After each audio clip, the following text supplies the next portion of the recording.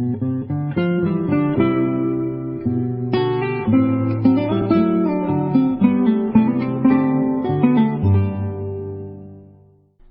I want to give an illustration that kind of ages me. Not that I'm old, but it ages me. When we were growing up, we had a television. It was black and white. It was an old television, and the tubes back in those days got dim after a while. And ours was an old TV set, and it was very dim. We couldn't even watch TV in the daytime because it was so dim.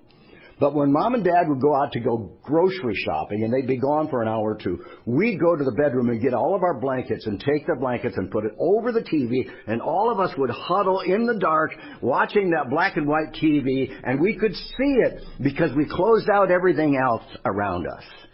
And that's what God wants us to do. Sometimes we don't see and we don't hear God because there's too much brightness, too much attracting us, and we need to close all those other things out. We also had, or at least my aunt had, a shortwave radio, and I loved that when I was at her house because it's a gigantic radio and it had all the different stations on it worldwide. You could pick up stations from around the world. And so we would take that and we'd turn those dials very carefully, and you'd hear, you like my sound effects? And then you start to hear some garbled talk, and you go, BBC, and we tune it very carefully, and we'd end up picking up the BBC or some other station around the world. But you know what we had to do? We had to tune in. We had to tune in to the right station. We had to be very careful and very precise to find out that message was coming across to us, but we weren't receiving it. Why? Because we weren't tuned in. Now, back to our television set. Our television set had antenna, two little wires that went out like this.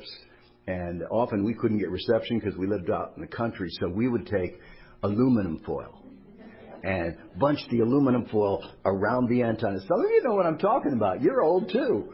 They put the aluminum foil around the antenna, and then we'd move the antenna this way, move it that way, and the static would go away, and then you get a clear picture, and you say, hold it, okay, hold it there, hold your foot up in the air and your arm up in the air. We got connections, okay, we can watch the TV program. You know, it's kind of like that with God, too. You have to get on His wavelength. You have to get into the Spirit. You have to put yourself in a quiet place so that you can tune into what God is saying. He's always speaking. At any moment and any time, to anyone who is a believer, He is still whispering. He's whispering to you, but you're not hearing it because you need spiritual hearing aids. What? Spiritual hearing aids.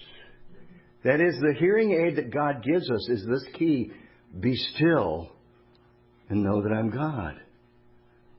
You know, we do kind of get stopped up ears spiritually.